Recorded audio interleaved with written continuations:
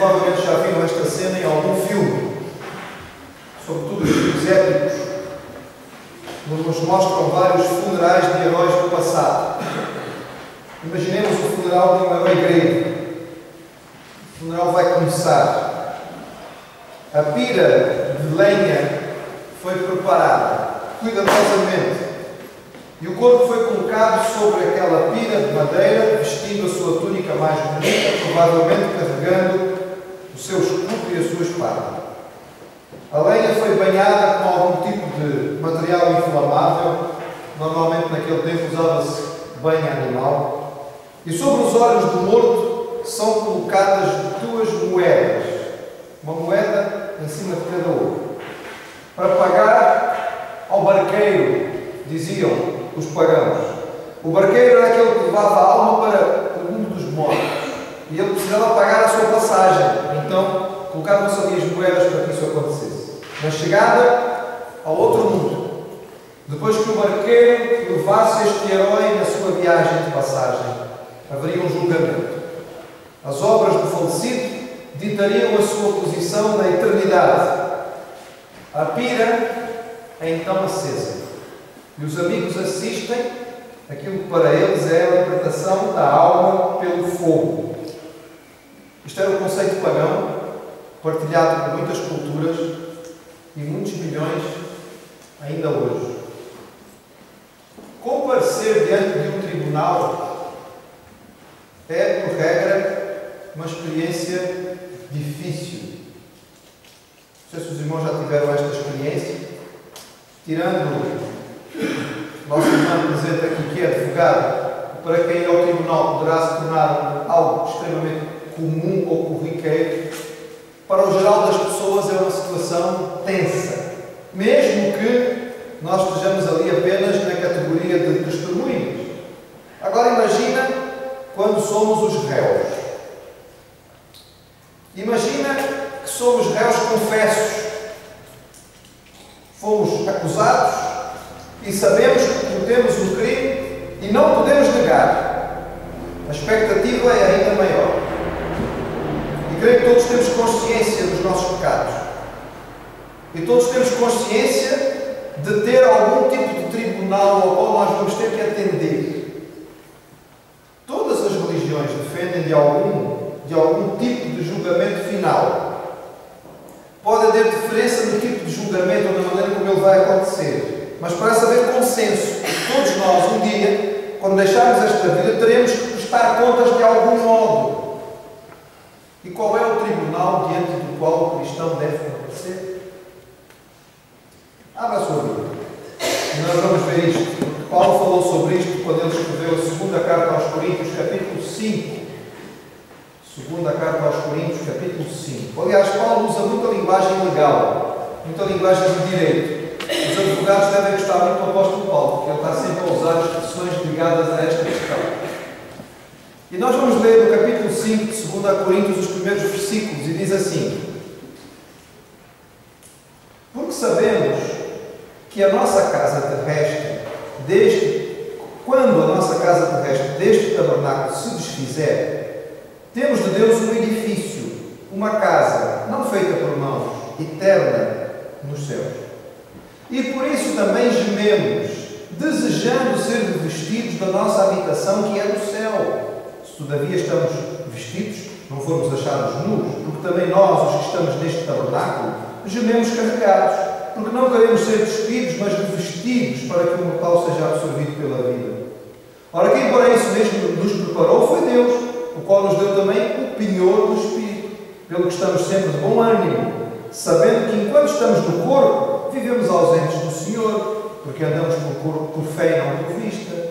Mas temos confiança, desejamos antes deixar este corpo para habitar com o Senhor, pelo que muito desejamos também ser agradáveis, quer presentes, quer ausentes, porque todos devemos comparecer ante o tribunal de Cristo, para que cada um receba segundo o que tiver feito por meio do corpo, ou bem ou mal. Paulo estava a falar sobre as lutas e sobre a capacidade de perseverança do cristão. Paulo estava a explicar que o cristão não desfalece, não desanima, não perde o ânimo completamente, porque ele tem uma perspectiva diferente das coisas. Ele olha para o espiritual, não apenas para o material. Ele olha para o futuro, não apenas para o presente. Ele sabe que mesmo o sofrimento, que é aquele que temos aqui, é passageiro, comparado com a glória eterna. O crente se foca naquilo que não se pode ver e que acaba por ser o mais importante da vida, mais importante que as coisas que se veem. E isto, segundo o apóstolo Paulo, se aplicava mesmo ao maior sofrimento, mesmo se o sofrimento implicasse a morte. E é interessante, irmãos, lembrarmos, olhando para este texto, que Paulo vivia essa expectativa. Já nesta carta, ele tinha citado no primeiro capítulo que houve um momento em que ele sofreu uma perseguição tão grande em Éfeso que ele achou que era o fim. Ele achou que era a hora da sua morte. E portanto é curioso que, apesar de Paulo, nas primeiras cartas que escreve, falar com muita ansiedade da volta de Jesus e dizer que ele espera ver Jesus voltando, parece que à medida que os anos vão passando, Paulo começa a perceber que ele não vai ver isto acontecer e que é mesmo provável que ele experimente a morte. Mas isto não é motivo para tirar dele qualquer tipo de ânimo, mas que ele está preparado para enfrentar a morte. E como o faria? Paulo já tinha dito nesta carta, já tinha falado nesta carta, sobre a degradação do corpo físico. E ele falou sobre isto como a degradação natural da doença, da velhice, da passagem dos anos, que nos prepara e que nos leva eventualmente, mais cedo ou mais tarde, a deixarmos este mundo. Mas aqui ele fala novamente sobre a ressurreição e sobre o corpo espiritual, sobre um outro tipo, uma outra qualidade de corpo que nós vamos ter um dia quando estivermos na presença do Senhor. E faz-nos lembrar o que ele já tinha escrito aos Coríntios na primeira carta. Na primeira carta, e ele mandou, no capítulo 15, ele gasta um capítulo inteiro falando sobre a ressurreição. E a certa altura ele fala sobre o corpo espiritual. E ele diz o seguinte, irmãos: nem toda a carne é uma mesma carne. Mas uma é a carne dos homens, outra é a carne dos animais, outra é dos peixes, outra é das aves. E há corpos celestes e corpos terrestres. Mas uma é a glória dos celestes, a outra dos terrestres. Uma é a glória do sol, outra a glória da lua, outra das estrelas, porque uma estrela difere em glória de outra estrela. Assim também a ressurreição dentre os mortos, semeia-se o corpo em corrupção, ressuscitará em incorrupção. No momento do abrir e fechar de olhos, ante a última trombeta, porque a trombeta soará e os mortos ressuscitarão incorruptíveis e nós seremos transformados, porque convém que isto que é corruptível se revista de incorruptibilidade, e isto que é mortal se revista de imortalidade. E Paulo diz: então cumprir-se-á a palavra que diz: tragada foi a morte da vitória. É disto que Paulo está a falar neste momento outra vez. Algumas pessoas, alguns intérpretes, olham para este texto que acabamos de ler e para o texto que Paulo escreve na primeira carta e dizem que Paulo parece que mudou a sua visão. A sua perspectiva é diferente. Ele agora já não tem tanta convicção daquilo que está a falar. Mas, irmãos, quando nós comparamos os dois temas, percebemos que pode até haver um ponto de vista diferente daquilo que Paulo está a dizer, mas a mensagem dele continua sendo a mesma. E qual é? Guardemos os pontos principais. Primeiro, a morte não é prejuízo para o crente. O corpo que temos aqui na terra é comparado pelo apóstolo Paulo a uma tenda que se desfaz facilmente. Ele diz: esta tenda em que nós vivemos, este corpo que nós temos agora, não vai se desfazer com facilidade. Irmãos, uma tenda pode ser muito interessante para passar um verão, mas para viver a vida inteira, ela se desfaz, não é? Rapidamente ela se desgasta. E Paulo compara esta vida, este corpo que nós temos aqui neste momento, como uma tenda, e o corpo que um dia vamos ter dado pelo Senhor como um edifício, uma construção sólida, preparada para aguentar muito tempo. Esta é a diferença que ele faz. Ao passar a outra vida, nós vamos ter algo muito melhor, comparado por Paulo a um templo de material definitivo feito pelo próprio Deus. Nunca vamos ficar em desvantagem, nunca, mas sempre em lucro. Não vamos perder aquilo que o Senhor nos deu, mas vamos receber algo que é incorruptível e que está preparado para a eternidade. Segundo, nesta vida, enquanto aqui estamos, nem é preciso realçar muito, mas nós sabemos que temos lutas, tribulações e, como Paulo diz, acabamos por gemer. Quem nunca gemeu na vida? Até os bebés gemem. Eles estão com febre. Eles ainda não conseguem se expressar, não conseguem dizer o que estão a sentir, choram, gemem, não é? E se nós não nos lembramos de como é que eram os nossos gemidos quando pequeninos, basta olharmos para os nossos filhos, para os nossos netos, para os nossos sobrinhos e percebemos como é que é isto. E nós gememos porque este corpo em que nós vivemos é um corpo em que nós temos dor, em que nós temos doença, em que nós temos degradação, em que nós temos limitação. Até ao ponto em que chegamos àquela fase da vida, e alguns irmãos aqui às vezes a gente cumprimenta-se e ri um bocadinho, já estou na idade do condor. Porque sempre que alguém me cumprimenta e diz como está, com dor aqui, com dor ali, com dor acolá, irmãos, faz parte da vida que nós vivemos aqui. Mas a palavra do Senhor nos diz que um dia, quando saímos daqui e formos viver na presença do Senhor, nós receberemos dele um corpo que não vai mais sofrer dor, que não vai mais ficar doente, que não vai mais se degradar, que nem sequer vai mais derramar lágrimas, porque o Senhor vai secar toda a lágrima e não mais passaremos por esta dificuldade. Terceiro, a vida da carne, esta que vivemos agora, por melhor que seja, por mais que nós nos esforcemos, ainda é separado do Senhor no seu sentido mais completo. Nós sabemos que ainda não temos uma ligação plena e perfeita por causa da presença do pecado, pela limitação que isso nos traz. Até Paulo, este mesmo Paulo, quando escreve a carta aos Romanos, um pouco mais tarde, poucos meses depois desta, quando ele já estiver em Corinto, ele vai dizer assim: quem me libertará do corpo desta lei? Ele diz: eu quero ser liberto disto, porque eu quero fazer e muitas vezes não consigo fazer aquilo que eu sei que devia fazer. E aquilo que eu sei que não devia fazer, eu acabo fazendo. Quem é que me liberta disto? Enquanto estou aqui, o pecado está tão perto que é difícil sentir a presença do Senhor de forma absoluta. Mas um dia, quando fomos libertos desta tenda, desta capa que nós hoje temos, e que às vezes nós preservamos tanto, gostamos tanto dela e gastamos tanto tempo para guardá-la, um dia quando fomos libertos dela, irmãos, nós poderemos experimentar a plenitude da presença do Senhor, porque já não mais limitados pela presença do pecado junto de nós. No entretanto, irmãos, o que Paulo nos diz aqui, o que parecemos entender aqui, é que nós não vamos ganhar o corpo celestial logo imediatamente após a morte. Teremos que aguardar a ressurreição e a vinda do Senhor Jesus em glória para poder viver de forma perfeita a sua glória de forma ilimitada. Isso implica que nós não vamos estar em gozo na presença do Senhor? Não, irmãos. A palavra é clara a respeito disto. Neste texto mesmo Paulo diz assim: é melhor termos confiança, desejamos deixar este corpo para habitar com o Senhor.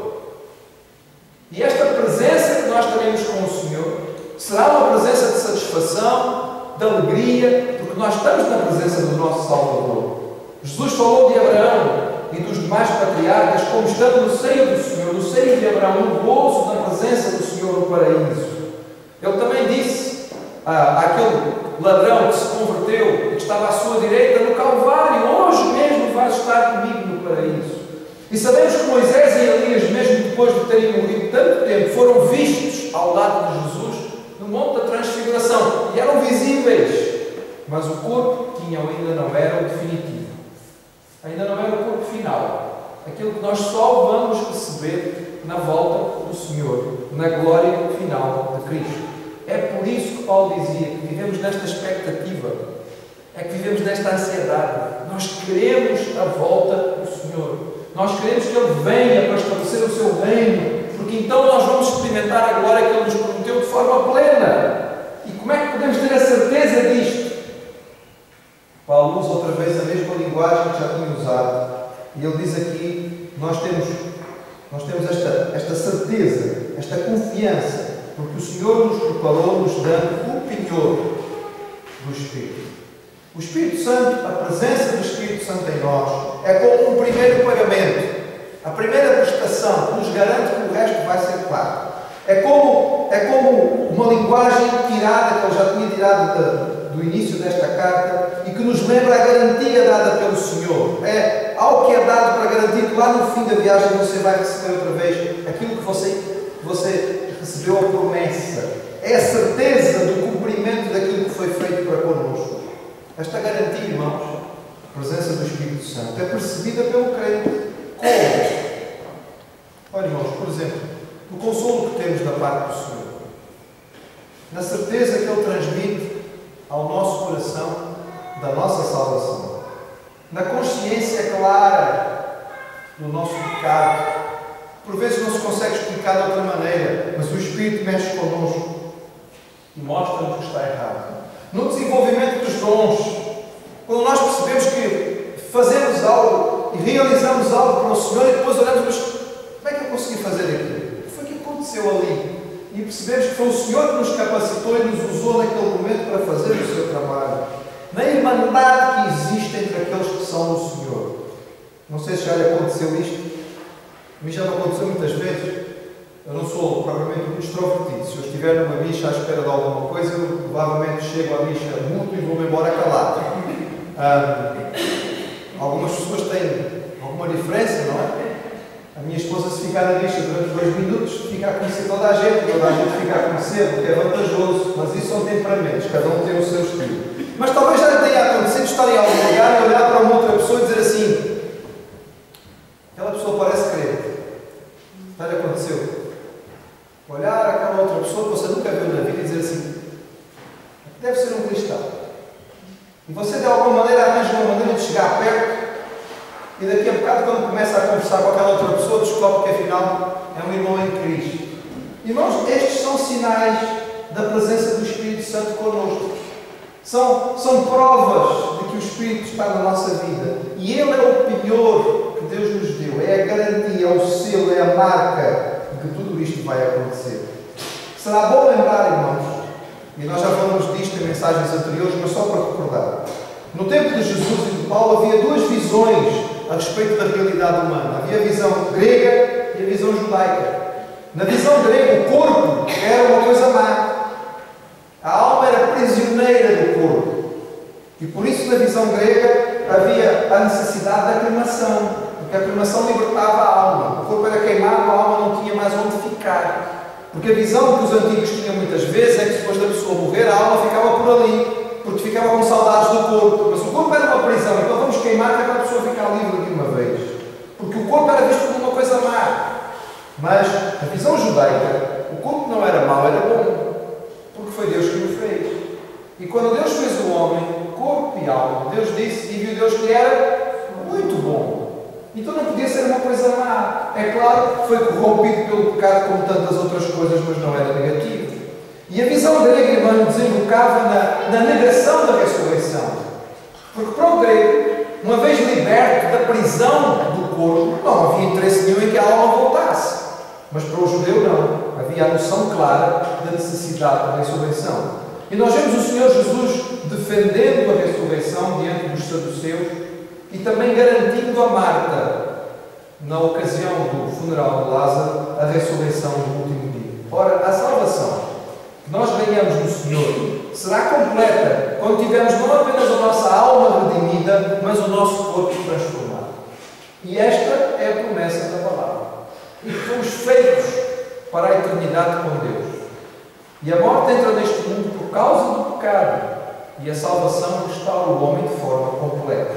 Por isso, um dia, quando nós estivermos na presença do Senhor no paraíso, finalmente, na glória do Senhor, estaremos lá salvos, de corpo e alma. No entanto, enquanto aqui vivemos, nós não o fazemos de forma mórbida à espera da morte. Nós não fazemos os nossos cultos, a nossa religião não é uma religião que pretende a eutanásia de toda a gente. Não, vamos morrer, vamos estar com Cristo, é melhor, então vamos começar aqui a distribuir, não é? Ali um pacotinho de veneno a cada um quando saímos da igreja. Houve igrejas que já fizeram isto. Se já leram a história, houve grupos que já fizeram isto. Não é isso que estamos a defender. Porque nós recebemos do Senhor a noção clara do propósito que temos para viver. E o propósito para a nossa vida é o serviço ao nosso Deus. preciso é refletir a sua glória. Nós temos a noção clara de que estamos aqui para isto e também de que um dia vamos realmente enfrentar um tribunal. Mas diferente de todas as outras religiões do mundo, o cristianismo bíblico defende a existência de dois tribunais e não de um. Um dos tribunais é descrito no livro de Apocalipse, no capítulo 20, como o grande trono branco. Ele também é descrito pelo Senhor Jesus no sermão profético em Mateus, capítulo 25, falando do juízo final. Em ambos os casos, o juiz será Jesus. E nesse caso, o julgamento diz respeito à salvação ou perdição. E quanto a isso, irmãos, o cristão não precisa ficar preocupado. Porque ele não está à espera do julgamento para saber se é salvo ou não. Quando Jesus prometeu a vida eterna àqueles que crescem nele, ele não disse: todo aquele que crê em mim eventualmente terá a vida eterna se passar no julgamento final. Não foi isso que ele disse. Ele disse: todo aquele que crê em mim tem a vida eterna. E o verbo está colocado de forma presente contínua. Ou seja, tem a partir daquele momento e vai continuar a ter. É algo que ele começa a experimentar imediatamente a partir daquele momento e que não pode ser perdido. Então, irmãos, quanto ao grande tribunal, o tribunal do grande trono branco, o cristão não está preocupado, nem tem medo. E repito, irmãos, não é uma questão de orgulho, porque aqueles que defendem a salvação pelas obras, quando ouvem um cristão evangélico dizer que tem a certeza da sua salvação, ficam zangados. Vocês são muito orgulhosos. Está vaiado, nariz empinado, acham que são melhores do que os outros, têm certeza da salvação. Como é que isso é possível? Então deixa eu explicar-vos. Quando nós falamos sobre a certeza da salvação, nós não estamos a falar de nós. Não tem a ver connosco. Não é porque nós nos achamos bonzinhos, irmãos. Nós temos a certeza da nossa salvação porque a nossa fé está em alguém que foi perfeito. Não nós. Se dependêssemos da nossa bondade ou da nossa obra, nós estaríamos perdidos. Porque todos pecamos. E nenhum de nós consegue pagar pelos seus pecados. Mas nós temos a certeza da nossa salvação porque nós colocamos a nossa fé em alguém que foi perfeito. E esse que foi perfeito morreu para pagar os meus defeitos. E ele propôs comigo, irmãos, uma troca. Eu fico com os teus defeitos, os teus pecados, o teu mal, e tu levas a minha justiça. Esta é a mensagem extraordinária do Evangelho. Por isso é que é boa nova. Deus nos oferece a troca. E é assim Ele nos oferece a salvação. E foi por isso que Jesus foi à cruz e ali Ele morreu pelo meu pecado, para que eu possa ter a certeza da salvação pela justiça dEle. Então, quando eu digo que eu tenho certeza da salvação, não é porque eu me acho bonzinho, mas porque Jesus era perfeito. E a minha fé está nele, como morreu por mim. Mas há, irmãos, um segundo tribunal, segundo a visão bíblica que nós queremos olhando para a palavra de Deus, e é esta que o apóstolo Paulo menciona aqui no versículo 10. Todos temos que comparecer ante o tribunal de Cristo, mas o tribunal de Cristo aqui não é para decidir da salvação ou da perdição, é para decidir galardão, é para decidir a recompensa do trabalho na causa de Deus. Trata-se do julgamento daquilo que o cristão foi como cristão. Uma vez salvo, como é que você correspondeu à sua salvação? Viveu para si mesmo? E deste modo quase podemos dizer que negou a sua fé? Ou você viveu para servir e agradar ao Senhor? Um Deus justo, irmãos, certamente não pode galardoar do mesmo modo aquele que gasta a sua vida na obra de Deus e aquele que pouco ou nada faz para o reino de Deus, vivendo como se fosse alguém que não conhece ao Senhor. Nós não negamos que alguém pode se salvar desta maneira. Mas Paulo já dissera que esta pessoa ia se salvar pelo fogo. A primeira carta, no capítulo 3, já lá vai muito tempo quando nós falamos sobre isso, ele dizia o seguinte: porque ninguém pode pôr outro fundamento além do que está posto, qual é Jesus Cristo. E se alguém sobre este fundamento formar um edifício de ouro, prata, pedra preciosa, madeira, feno ou palha, a obra de cada um se manifestará, Na verdade, o dia o declarará, porque pelo fogo será descoberto, e o fogo provará qual seja a obra de cada um. Se a obra de alguém edificou nessa parte permanecer, receberá galardão. Se a obra de alguém se queimar, sofrerá detrimento. Mas o tal será salvo, todavia, como que pelo fogo. Paulo diz que alguns, o seu serviço para o Senhor ia ser palha. É Paulo que diz isso. E pelo teste do fogo, diante do tribunal de Cristo, a palha queimava. Salvava-se, mas pelo fogo. Mas nós queremos, irmãos, chegar à presença do Senhor com obras que sejam dignas daquilo que Ele fez por nós. Chegar ao tribunal de Cristo com as nossas mãos ricas daquilo que nós podemos apresentar a Ele. E nós devemos ter consciência e perceber que a vida que temos aqui, ela nos foi dada, não para nós vivermos tentando tirar o maior prazer dela, como a maior parte das pessoas no mundo pensa, mas para brilhar com o nosso Deus, para o nosso Deus. E esta vida em prol do Senhor, que abençoa os outros, terá ricas recompensas diante do tribunal de Cristo. Às vezes pensamos que para podermos servir ao Senhor desta maneira, a única forma de o fazer seria se nós tivéssemos grandes capacidades e que se tivéssemos algum tipo de limitação, e todos nós arranjamos sempre várias limitações, que isso nos libera de fazer o trabalho do Senhor. Oh, meus irmãos, vale a pena ler a obra e o trabalho que muitos fizeram para Cristo. Lembro, por exemplo, da história de um menino que conheceu o Senhor Jesus e, na sua paixão por falar de Cristo, ele tinha uma limitação. Não era pequeno, era muito grande, ele era paralítico. Não podia sair da cama. E sabe o que ele fez, irmãos? Ele pediu à sua mãe que trouxesse papel, caneta, e que deixasse a janela do seu quarto aberta. E aquele menino copiava versículos da Bíblia naquelas folhas de papel. E depois ele fazia com aquelas folhas aviõezinhos de papel e atirava pela janela. E talvez alguém diga: não, pastor, estava a poluir.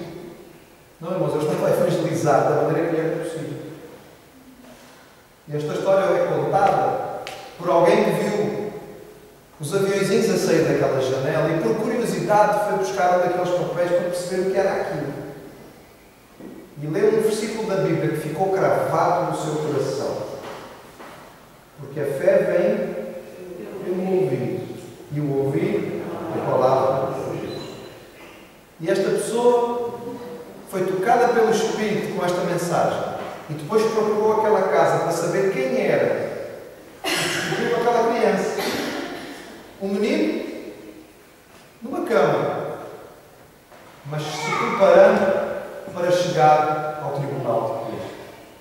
Oh, meus irmãos, isto não devia nos trazer nenhum tipo de peso. O tribunal de Jesus não é um tribunal diante do qual nós devemos aparecer com medo ou temor. Ao contrário dos tribunais humanos em que podemos ter algum receio, ao contrário do juízo final, onde alguém pode chegar como réu, não tendo certeza da resposta que vai dar, nós devemos chegar ao tribunal de Cristo com certeza da nossa salvação e com a alegria do serviço feito. Porque esta vida foi-nos dada para isto. Este é o alvo e o foco que o Senhor nos deu. Dentro dos dons, dos talentos, do tempo e dos meios que Ele nos dá. Esta deve ser a perspectiva e o propósito da nossa vida. E quando esta é a razão do nosso viver, nós podemos dizer como o apóstolo Paulo: nós queremos partir e estar com Deus. É muito melhor. E é por isso que, mais tarde, quando Paulo está finalmente pronto para partir, ele diz: combati o bom combate, terminei a carreira, guardei a fé. Desde agora está preparada para mim a coroa. Porque ele tinha vivido se preparando para se apresentar diante do seu Senhor.